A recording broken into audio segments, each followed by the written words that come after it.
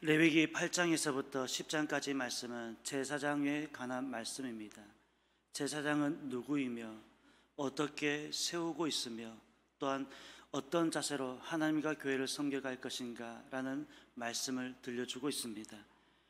그렇게 세운 제사장들은 레위기의 교훈에 따라서 사역을 하였고 그 사역의 성격은 어떠하였는지, 또 오늘날은 만인 제사장이라는 시대라고 하는데 만인 제사장으로서는 어떻게 우리가 해야 하는지 한번 살펴보려고 합니다.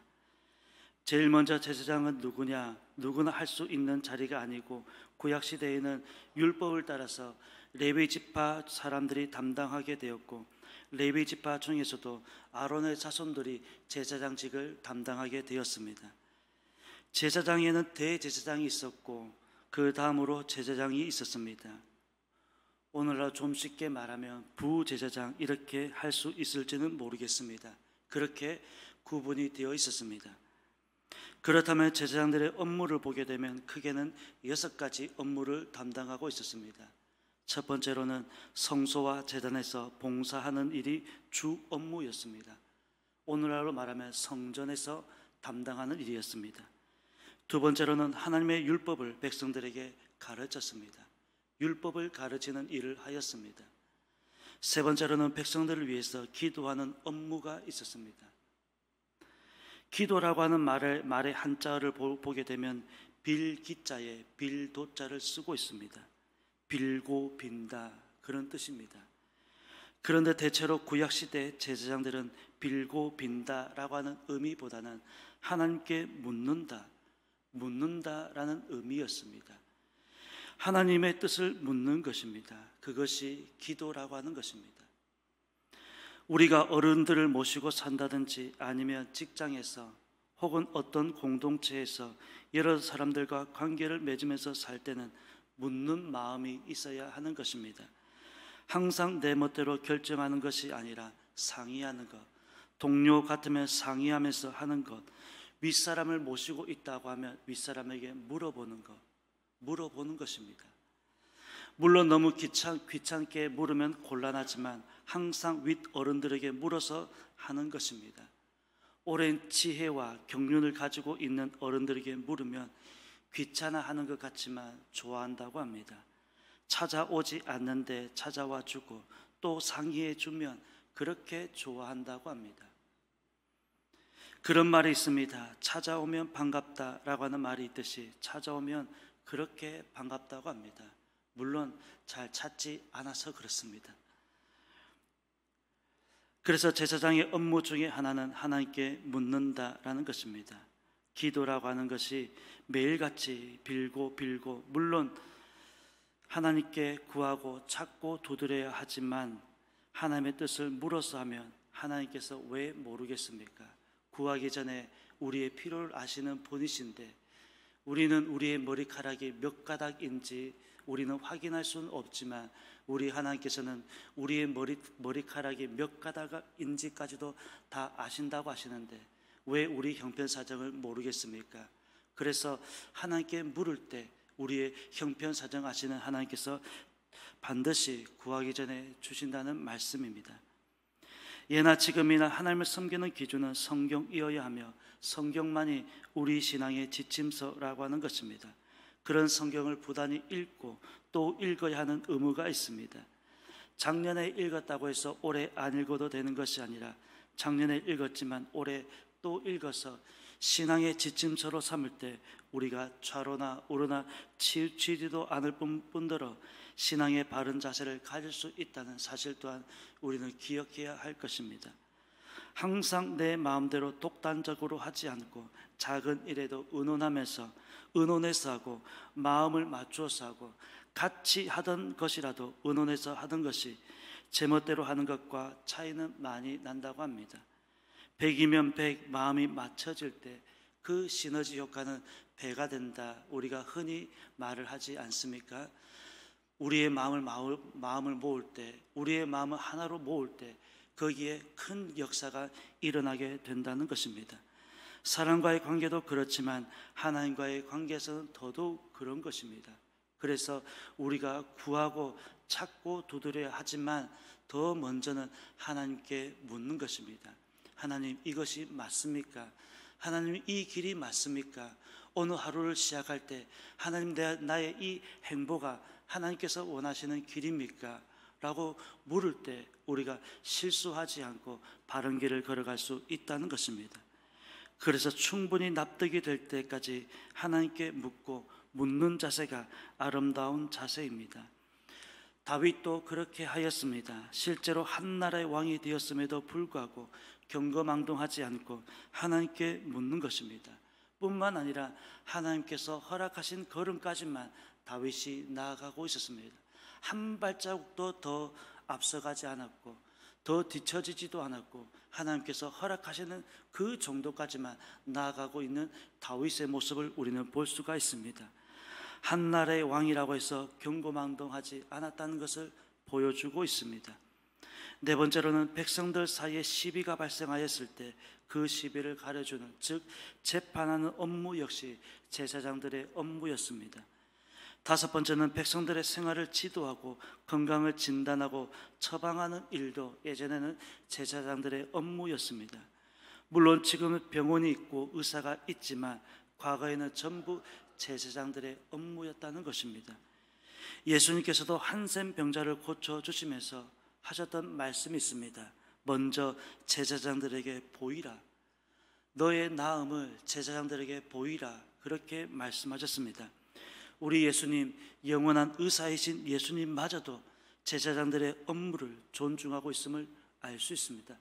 본인이 낫게 하였음에도 불구하고 너 나았어, 그렇게 하셔도 끝날 문제임에도 불구하고 예수님께서는 그렇게 하지 않고 너의 나았음을 제사장들에게 보이라 라고 그렇게 이야기하셨습니다. 병의 결과도 제사장들이 보고 판단하였습니다. 진단하고 처방하고 판단하는 것, 이 모든 것이 바로 제사장들의 업무였다는 것입니다. 여섯 번째는 절기 때가 되면 행사를 주관하는 업무 역시 제사장들의 업무였습니다. 율법이 주어지기 이전에 아브라함이나 이삭, 야곱, 요셉, 그런 때에는 따로 제사장들이 없었습니다. 이런 시대를 우리는 족장시대라고 말하였습니다. 물론 그런 시대에도 이방 나라에는 제사장들이 있었다고 합니다. 그때는 제사장 제도가 확립이 되지 않았었고 모든 가정의 가장이 제사장의 역할을 감당하고 있었습니다. 이는 율법이 주어지기 훨씬 전의 일이었습니다. 그래서 한 가정의 역할이 과거 율법이 주어지기 이전에는 한 가정의 가장의 역할이 그만큼 중요한 때였다는 것입니다. 제사장은 대체로 이런 업무들이 주어졌고 이런 업무 때문에 따로 구분을 하게 하셨고 이런 업무만 하게 하셨습니다. 이런 업무만으로도 제사장은 이런 업무만으로도 매우 많은 일들을 감당하고 있었다는 것을 알 수 있습니다. 서두에서도 말씀을 드렸지만 오늘날은 만인 제사장이라는 말을 많이 합니다. 만인 제사장이라고 한다면 중요한 것은 바로 하나님을 알아야 한다는 것입니다. 하나님만 알아서는 안 되는 것이고 우리는 사람도 알아야 하는 것입니다. 그럴 때 하나님과 사람 사이의 위치에서 예배를 주관하게 되는데 하나님을 아는 것은 매우 중요한 일이며 더 나아가서 사람도 알아야 한다는 것입니다. 하나님을 알려고 하지 않으면서 자리만 욕심을 낸다면 그것만큼 초라한 모습은 없는 것 같습니다. 단지 하나님을 알려고 하지 않고 자리만 욕심을 낸다면 그것만큼 초라함은 없는 것입니다. 모든 일에는 순서가 있고 그 순서에 따라서 결과도 있는 것입니다. 하루아침에 되는 일은 없습니다. 우리가 이것을 꼭 명심하고 있어야 하는 것입니다. 만인 제사장이란 신앙인은 모두 동일하게 제사장이라는 교리로 어떠한 계급도 없으며 모두가 하나님과 자녀라고 하는 평등의 개념으로 종교개혁자였던 루터가 주장하였던 말입니다. 당시 가톨릭에서는 교황에 대한 권위가 절대적이었고 성경보다 위에 있었고 많은 문제들이 발생하고 있었습니다. 루터는 한 사람의 교황이 아니라 한 개인의 신앙을 존중하게 되면서 이렇게 만인 제사장이라고 하는 사실을 주장하게 되었습니다.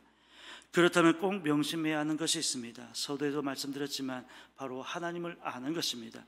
하나님을 알고 사람을 알고 하나님을 아는 것 매우 중요한 것이며, 하나님을 아는 가장 확실한 방법은 바로 성경입니다. 그래서 우리가 성경을 읽는 것입니다.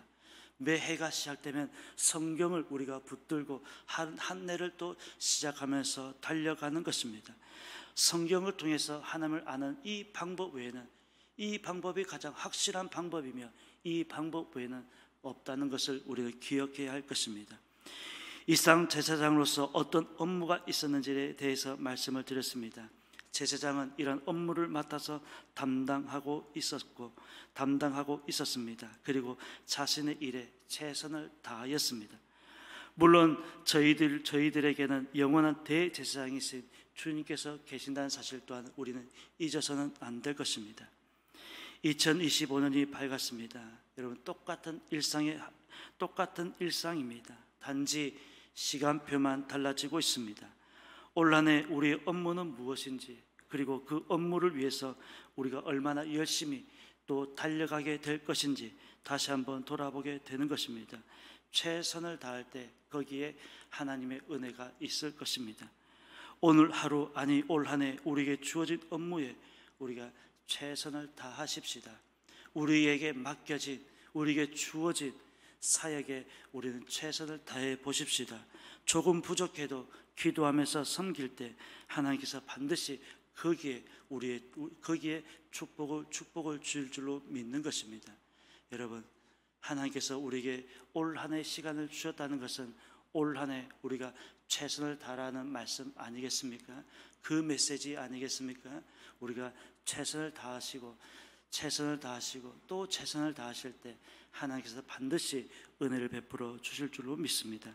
올 한 해 바로 최선을 다하면서 섬겨 나가시는, 우리에게 주어진 업무에 대해서 최선을 다하시는 그런 저와 이런 삶이 되시기를 예수님의 이름으로 축원합니다. 기도드리겠습니다. 하나님 아버지, 감사드립니다. 오늘 본문은 제사장들에 관한 말씀입니다. 제사장은 하나님께서 세우셨고 또한 마땅한 업무를 그들에게 부여하셨습니다. 그들은 그 업무대로 일을 진행해 나갔고 최선을 다하여서 하나님과 하나님의 교회 사람들을 섬겼음을 우리에게 말씀하고 있습니다. 오늘날은 만인 제사장이라는 말들을 흔히 하고 있습니다.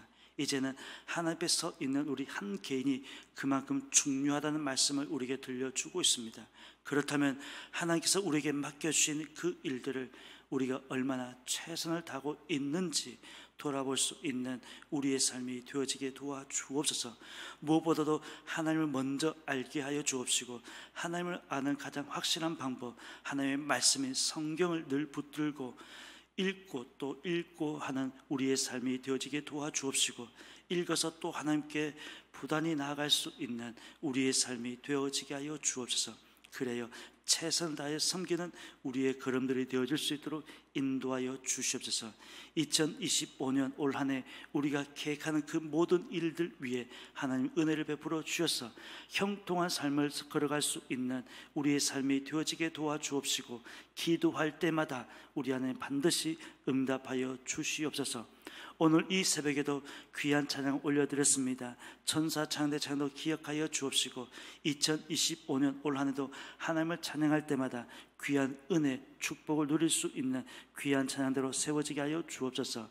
감사드리며 예수님의 이름으로 기도드립니다. 아멘.